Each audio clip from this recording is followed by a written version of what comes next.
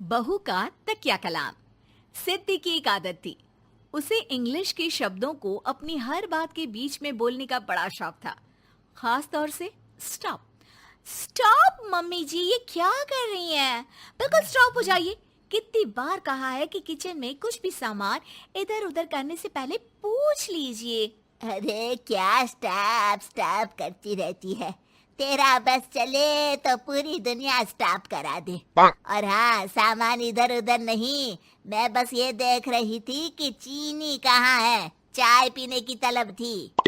Stop mummy जी, अब ये मत बोलिए कि आपको ये भी नहीं पता कि किचन में चीनी कहाँ होती है। सास को सिद्धि की बात बिना सर पैर की लगती है। वो उससे बहस नहीं करना चाहती, सो वहां से निकल जाती है। सिद्धि कमरे में। स्टॉप, मैं कहती हूँ बिल्कुल स्टॉप। मैंने कहा बिल्कुल स्टॉप। नहीं करता स्टॉप बिल्कुल। अरे यार, बिजली की वायर जोड़ रहा था, तुमने स्टॉप होने के लिए बोला और ये देखो क्या हुआ, करंट लग गया। अब करंट लगने पर चिल्ला रहा हूं तो भी स्टॉप। अरे चाहती क्या हो तुम?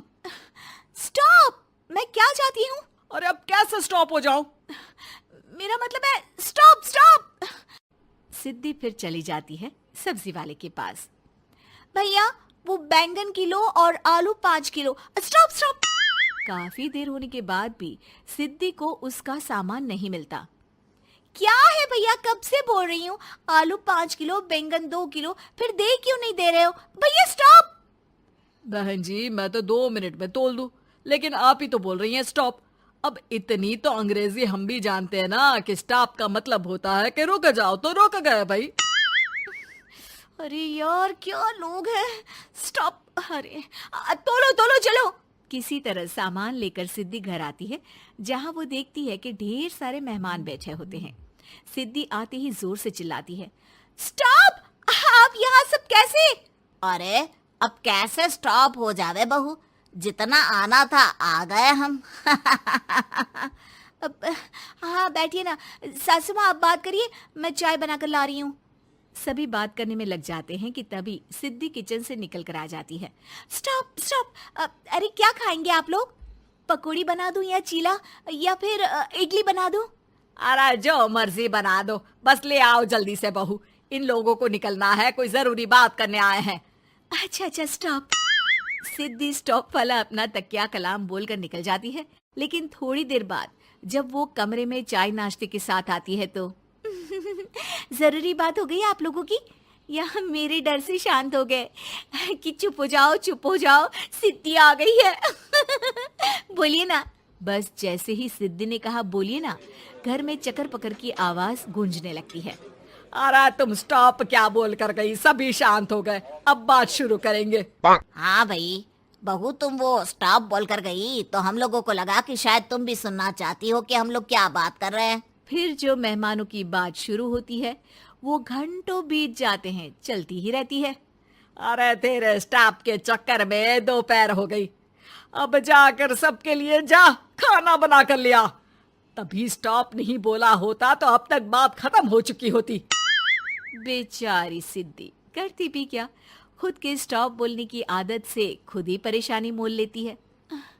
आप लोग खाना खाकर जाइए, हाँ मैं जा रही हूँ बनाने। मम्मी जी, लेकिन स्टॉप, मैं ना खाना बना कर लाती हूँ। सिद्धि सबको खाना खिलाकर विदा करती है।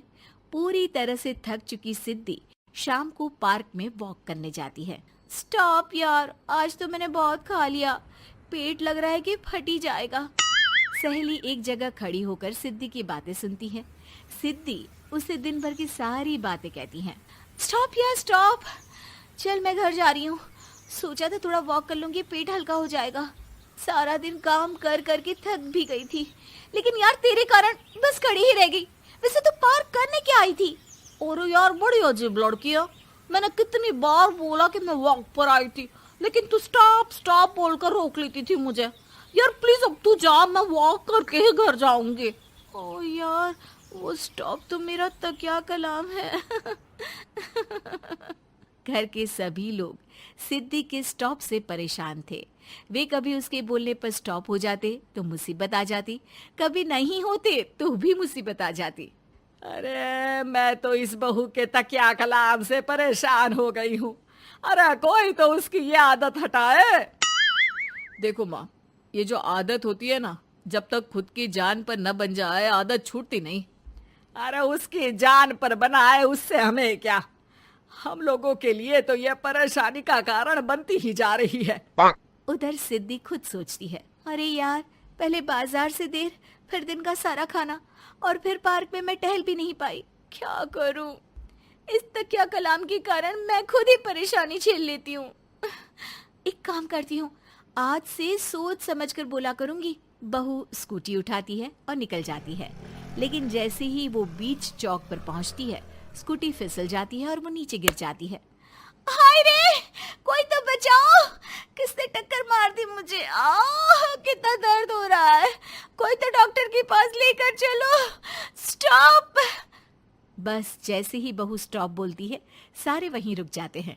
बड़ी घमंडी औरत है, एक तो हम बचा रहे हैं, ऊपर से देखो स्टॉप बोल रही है। स्टॉप, कोई नहीं है क्या इस पूरे शहर में? बहू अपने तकिया कलाम की रट लगा कर रखती है। स्टॉप, कोई है? कोई स्टॉप? लोग उसकी मदद के लिए आगे तो आते हैं, लेकिन जैसे ही उसका तकिया कलाम सुनते हैं, वहां से निकल जाते हैं। तभी कहीं से उसका पति लौट रहा था। वो बीवी को रास्ते में पड़ा देख हैरान रह जाता है। अरे तुम यहाँ, कितनी चोट लगी है तुम्हें?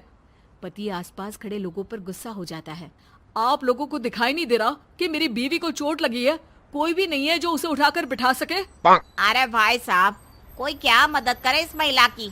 और इतनी घमंडी है, जब भी इन्हें उठाने की कोशिश करो स्टॉप स्टॉप बोल देती है। स्टॉप! ये क्या बोल रहे हैं आप लोग? मैं पिछले आधे घंटे से दर्द सह रही हूँ। स्टॉप! पति समझ जाता है कि मामला क्या है। वो सर पर हाथ रख लेता है, लेकिन जल्दी ही बीवी को डॉक्टर के पास ले जाता है। ओह, इन्हें तो बहुत ज्यादा चोट लगी है। आप लोगों ने इन्हें लाने में कुछ ज्यादा ही देर कर दी है। रुकिए, मैं चेक करता हूँ। डॉक्टर जैसे ही बहू के पास पहुँचता है। हाँ तो मैम, कहाँ चोट लगी है आपको? यहाँ? स्टॉप! डॉक्टर देखते देखते अचानक रुक जाता है। अब भी स्टॉप? अरे नहीं नहीं डॉक्टर साहब, अब तो सपने में भी स्टॉप नहीं बोलूंगी।